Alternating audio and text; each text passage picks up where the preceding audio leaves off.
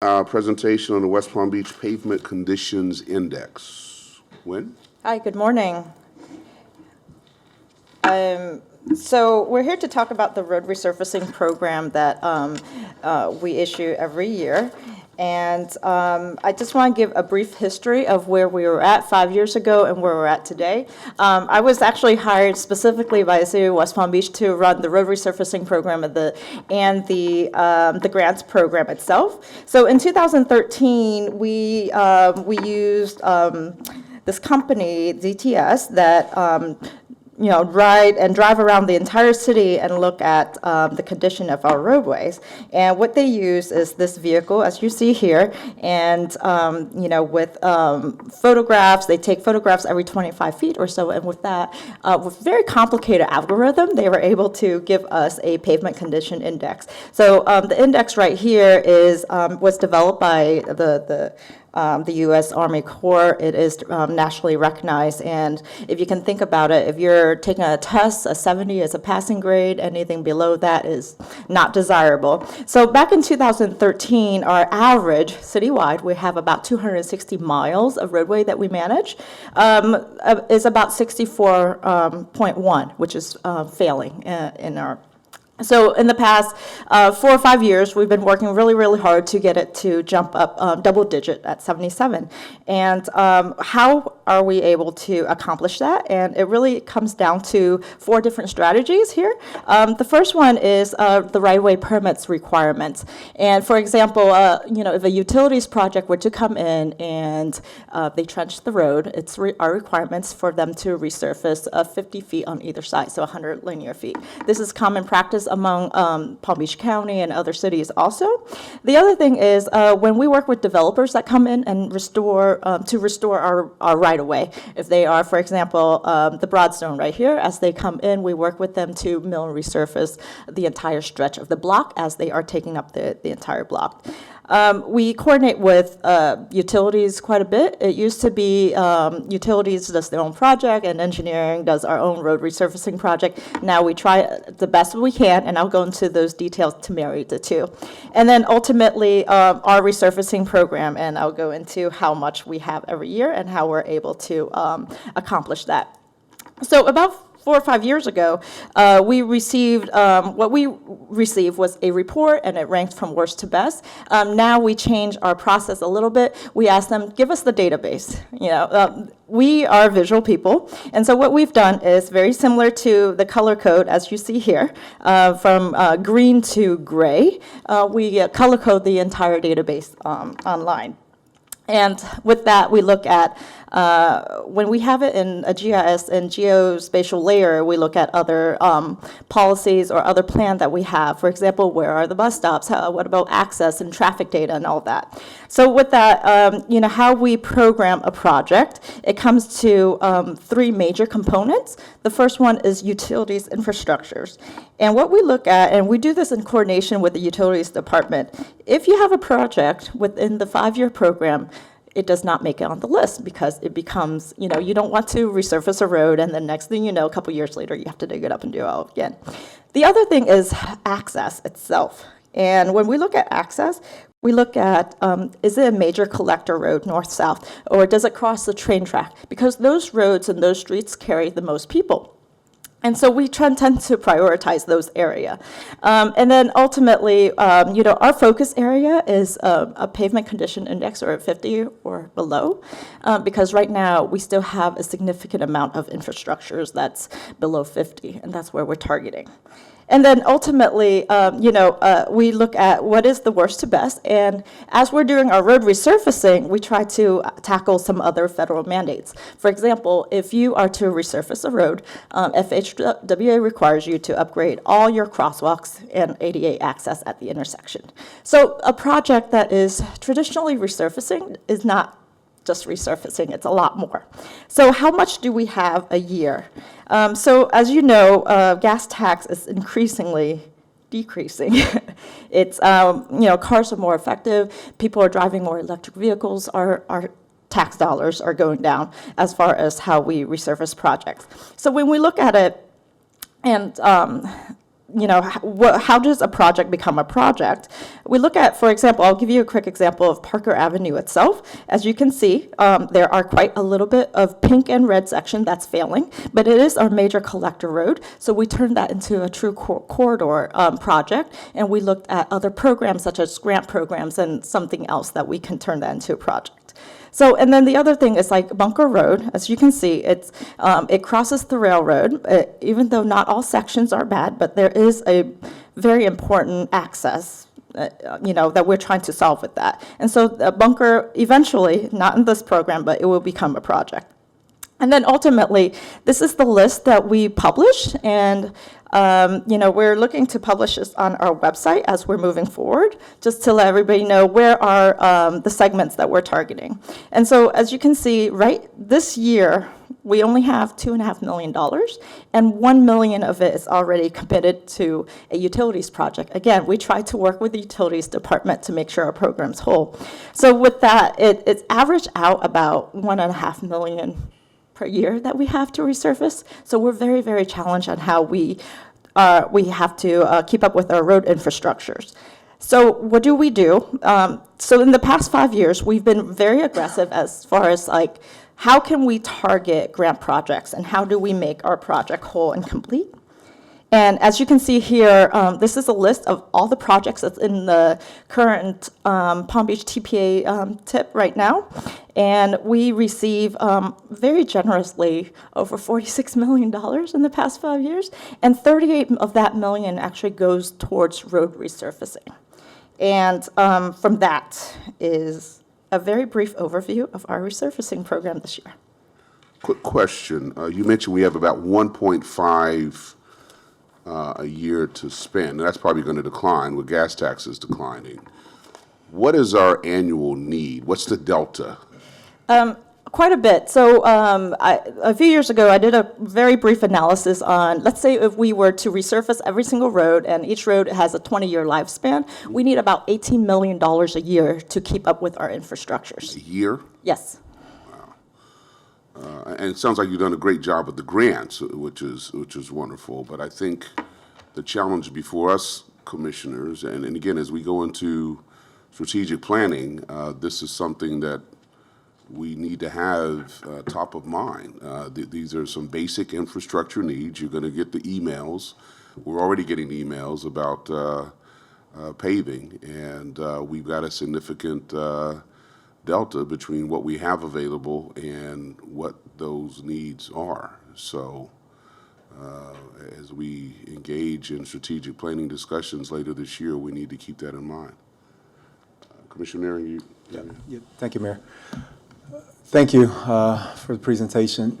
So quick question. I thought at one time we had, it's going back a couple of years, the roads were tiered, and maybe that's still the case. So tier 1, tier 2. So for example, if I'm in a community meeting and someone says, Village Boulevard, we're having to, address potholes every, 3 or 4 months. I was able to say, listen, basically the way that you've explained it, that we've gone through, we've done an assessment, and Village Boulevard is tier 3, which is, as it lines up now is, I'm just throwing this out, 3 years from now is when we're thinking about that. Is that old antiquated information? Not in terms of where it tiers, but are we using that language? Because we do get that question quite often when we're out in the community. Right, we do get that questions a lot because, it's because people who are living along these segments, that's personal to them. It's very challenging for us to tackle like that. For example, I don't want to pick Village Boulevard, but Village Boulevard has 4 lanes, and it's an average condition between segment to segment. So even though there are certain areas that need to be addressed, as far as I believe it's like the northbound outside lanes, we may be able to look at it from a different program because we have, this is purely gas tax 101 tax program that we have, and we have to address it from worst to best. There are maybe some other programs, and that's why I I focus more on corridor and how do we improve safety along the corridor. Because when we talk about safety, there are other pots of dollars that we can tap into. Like Vision Zero, we can do more safety improvements to look at traffic calming along there. And when we do that, we try to leverage, if we can resurface these areas to make the programs whole. A lot of time, like all these projects right here that's highlighted in red, every single one of them are complete streets projects. And Federal Highway, Florida being the most dangerous for pedestrian and bicyclists, they always target these type of programs. So we have to talk about safety, and we have to, and that's how we're able to leverage other programs to bring back resurfacing. Because if we purely talk about resurfacing, we have to approach it in a very equitable way, and that's from worst to best. I can give you a brief example here. Flagler Promenade South, it's a small T intersection south. For this project, it's a dead end. It doesn't carry a lot of traffic, but if you look at the pavement condition index along there, it's 28 out of 100. It's something that we can't ignore. So eventually, these sections will make it on the list. But we try to, when we try to look at road resurfacing, we try to look at a more inclusive perspective so we can gain more access for people in the community. Commissioner Schoaf. Thank you, Mayor, and thank you for your presentation. 2 questions. First one, fairly simple. On the index map that you had posted, is there a place where citizens can go on and look at that? To Commissioner Nearing's point, we do get this question a lot, and it's helpful to be able to point to something to say, here's your condition as it relates to the entire city. So is there a map somewhere? It is. There is a map, and we can release it. But I just want you to know that when we release a very big map of the entire city, we're going to be scrutinized on, section, for example, there is a little section right here that's a dead end, and somebody's going to say, why isn't my dead-end street being resurfaced? And we have to explain again because of these 3 criterias. Yes, we have it actually released. I can post a link on the engineering website so anybody could take a look at it if it's a desire of the mayor and the city commission for us to do that. But we're going to open up a little bit of a gateway wormhole to a lot of other questions. Well, as long as we are armed with the information you just gave us, I mean, dead-end streets are lower priority, and whatever the factors, whatever the additional factors are that enter into the decision, and I don't know if there's a way to post that information as well, but it's transparency. More transparency, the better. Well, if I may, I was going to suggest that we do just that we post what our criteria is, so there's no misunderstanding. Exactly. Because we can't just go from the lowest to the highest because of all these other criteria that we have to evaluate.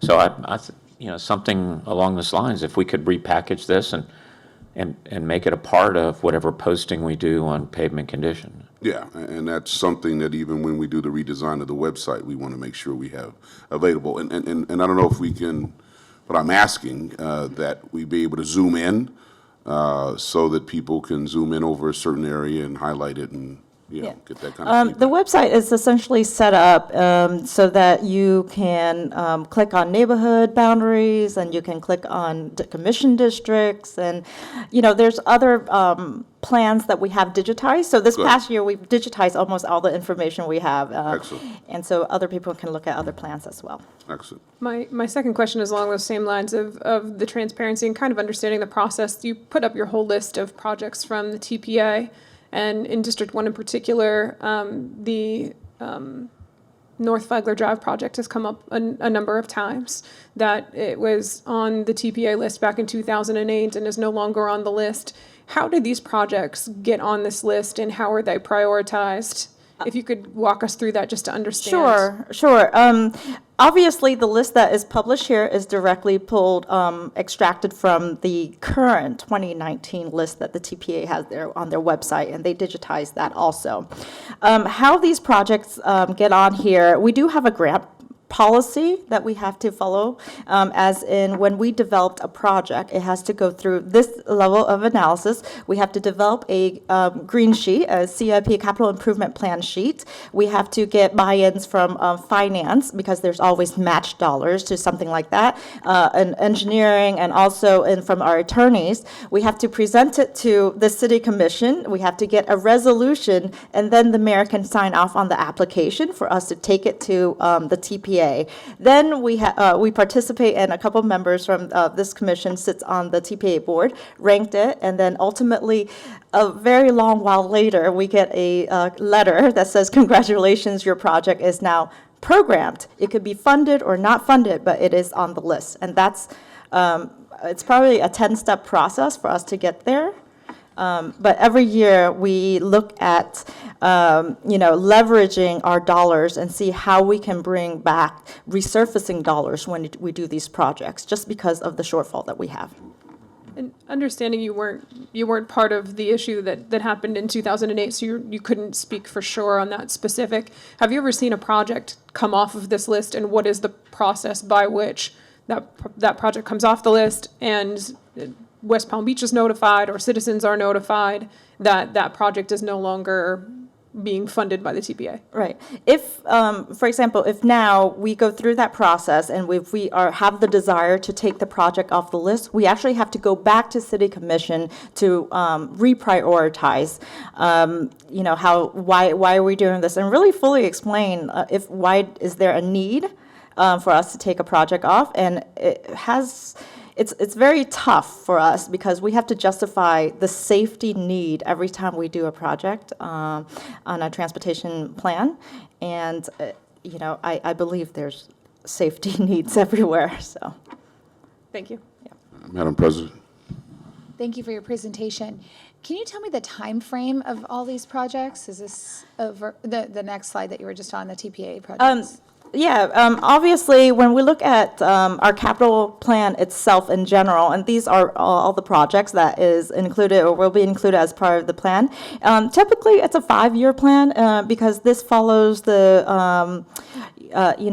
Florida Department of Transportation, FDOT itself, administered some of these projects or managed the grant program. Because right now, the grant program is completely out of the engineering department, as far as we're responsible to engineer and certify that these are, constructible. But each one of these are in a 5-year plan right now. I can tell you on the last 88 updates, it's a project that we received a grant about 4 years ago, and it's right now, we just opened bid, so we're about to award to a contractor and go into construction. So we try to stagger it so that every year we have a grant project. If not, it becomes overwhelming as far as like the demand on staff time. Gotcha. So I was just doing a little bit of math in my head, and so if this is $38,000 that you're saying went towards resurfacing over 5 years, so $8,000 plus the $million plus the 1.5 that we're putting in ourselves, is still less than $10 million that we're putting towards resurfacing. And if I recall, you said we have a need of about 18 million just to keep up. Just to keep up, yes. And that is if we want our roads to be the best, right? And I know that there are some potholes in the area, but as far as our road infrastructure being a 77 out of 100, it's actually, we're ranked very high among other cities of our size. Yes, there's always going to be a need, and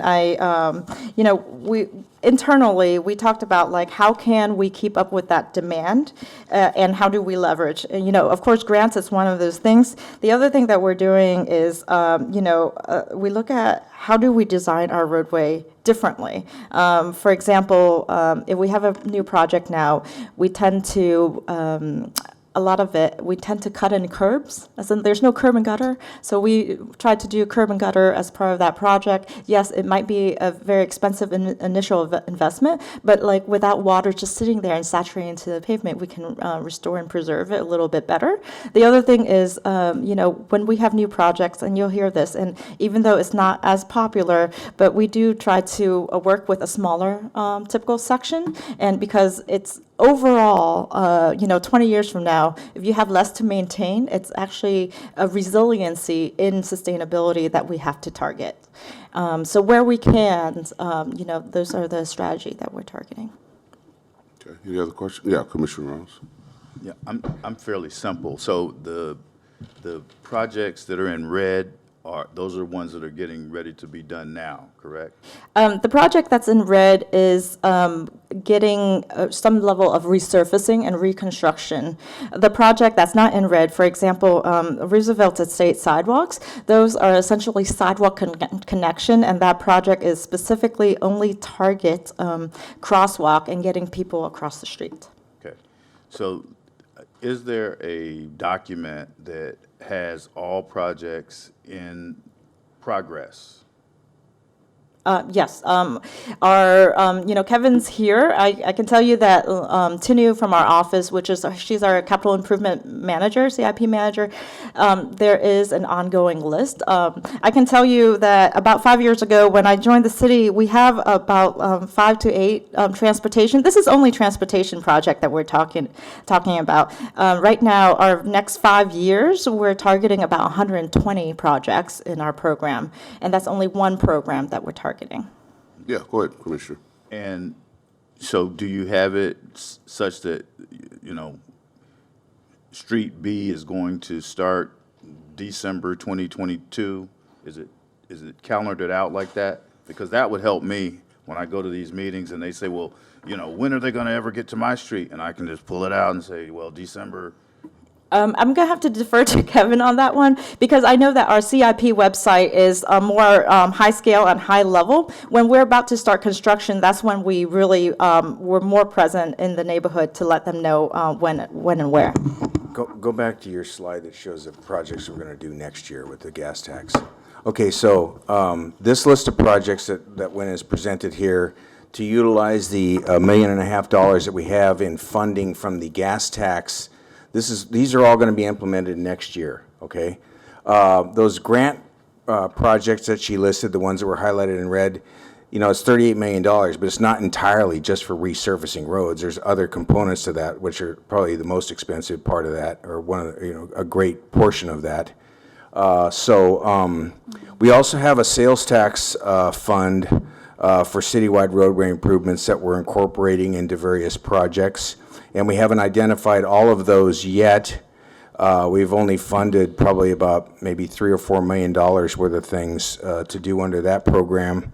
But over the course of the next 5 years, we're going to try to do as much road resurfacing as we can, utilizing the resources that we have available to us, be it the gas tax, be it the grant money, or be it the sales tax program that we have currently available. So there was about $12 million in sales tax money that was set aside for citywide roadway improvements, which we are incorporating into various projects to help enhance that as well. So to answer your question, yes, we will digitize that with the list that we publish, and we will target a quarter of the year when it's going to be in construction. Okay, so just so that I understand, because you engineers talk over my head, that's why I went to law school. You have a document that will list out the jobs for current year, and then you have another document that will list out jobs future years, so that I can tell a constituent that there's a likelihood that your street will get addressed December 2023. Sure. Yes, we All right. we can make that happen. Thank you. And perhaps also, Commissioner, if you have a specific street that's been inquired about, you could shoot a memo to administration and they could, drill down even for that particular street. So you may not be able to answer it in that immediate form, but you could certainly promise to get back to them within, 24, 48 hours, and we could I assume we could get them information about specific streets, if there are any plans, where those plans are, when the plans are, et cetera, correct? That's correct. Thank you. I'd Scott? just like to qualify one thing, though, is as the project develops, so this is the challenge. We go in and we do subsurface investigations to evaluate the condition of utilities, drainage, all those sort of things. Oftentimes, things change during that period of time. So want to caution everyone, if we start saying, hey, on this particular quarter, your road's going to get resurfaced, if it's part of another project, a bigger project, that could change. And so I think we need to qualify when we do these things that this is based on the best information we have today.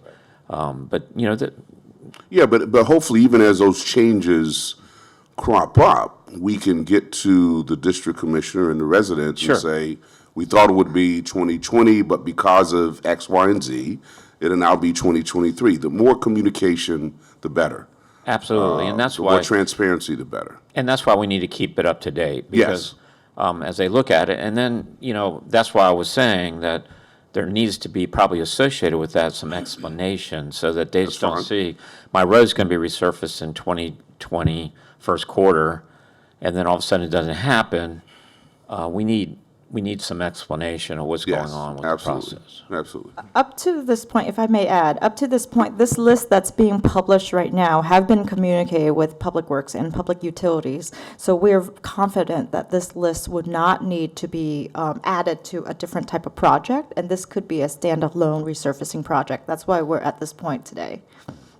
So a commissioner could go out to his constituents, his or her constituents, with this list at least, and have full confidence that that'll be happening within the next year. Right.